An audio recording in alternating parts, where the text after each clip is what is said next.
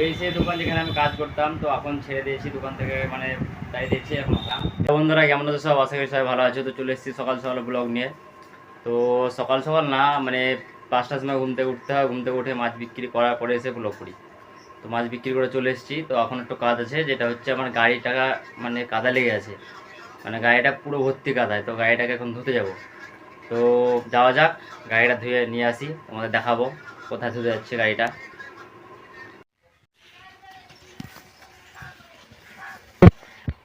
Already চলে এসেছি আমি শ্রীপদ ভাইয়ের দোকানে, গ্যারেজে। তো ভাই এখন গাড়ি ধুবে। তো গাড়ি আমি লাগিয়ে রেখে দিয়েছি, ভাই জল চালু করে দিয়েছি, তোমাদের দেখাচ্ছি।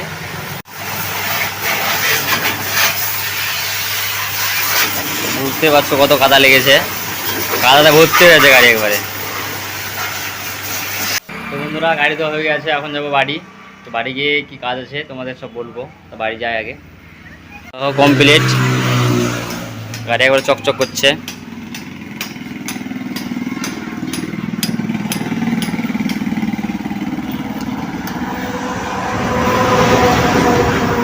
তো যাওয়া যাক বাড়ি।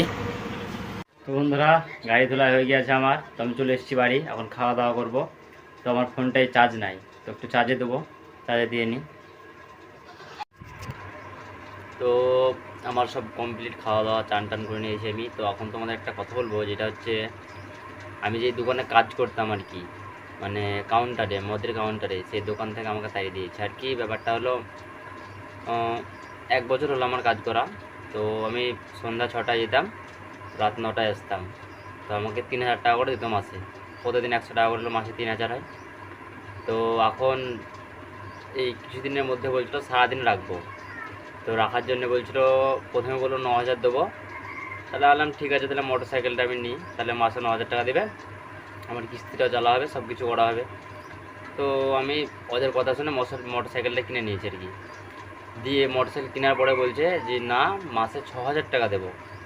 তখন একটু কেমন লাগলো, যে ওই দোকান থেকে আমি চলে এসেছি, ছেড়ে দিয়েছি। তো এখন তো সেরকম কোনো কাজ নাই, এখন শুধু মাছ বিক্রি করি। তো মাছ বিক্রি করতে সেরকম কিছু হয় না। তো এখন তো কাজ দেখছি আর কি, সেরকম যদি পাই তো করবো। তো আমি ওই দোকানটা তোমাদের দেখাবো আজকে, যে দোকান থেকে আমাকে তাড়িয়ে দিয়েছে, সেই দোকানটা আজকে দেখাবো। তো এখন তো দোকান খুলেনি, তো কিছুক্ষণ পরে খুলবে, তখন আমি যাব, দোকানটা দেখাবো, এই দোকানে আমি কাজ করতাম। তো এই সেই দোকান যেখানে আমি কাজ করতাম, তো এখন ছেড়ে দিয়েছি দোকান থেকে, মানে তাই দিয়েছি, এখন হয় না এরকম কাজ। তো এই দোকান থেকে চলে গেছি। তো এই সেই দোকান তোমাদের বলছিলাম, যে দোকানে আমি কাজ করতাম, সেটা দেখাবো। এই যে সেই দোকানটা, আমার একটা দাদা কাজে লেগেছে নতুন, তোমাদের দেখাচ্ছি। দাদারা কাজে লেগেছে, আর একটা দাদু এখানে কাজ করতাম। আর এই যে দোকান, আমার সিসিটিভি ক্যামেরা লেগেছে, এই যে আগে ছিল না। তো অলরেডি আমি বাড়ি চলে এসেছি দোকান থেকে, যে দোকান থেকে আমাকে তাড়ি দিয়েছিল আর কি। দোকান থেকে তাড়ি দিয়েছিল বলতে তোমার, মানে 9000 টাকা বলেছিল দেবো, সেই জন্য বলেছিল 6000 টাকা দেবো, সেই জন্য আমি নিজে থেকে চলে এসেছি। যেহেতু আমি একটা বাইক কিনেছি, তো ভিডিও করার জন্য বাইকটা কিনেছিলাম। তো বাইকের জন্য কিস্তি চালাবার জন্য আমি বলেছিলাম যে মাসে যদি 9000 টাকা করে দেয়, তাহলে আমার ওই দোকানে থাকলে আমার চারদিক হয়ে যাবে, মানে সংসারের খরচটা বেড়ে যাবে, মোটর সাইকেল কিস্তিটাও হয়ে যাবে। তো ওরা বললো যে না, মাসে 6000 টাকা দেবো কেনার পরে।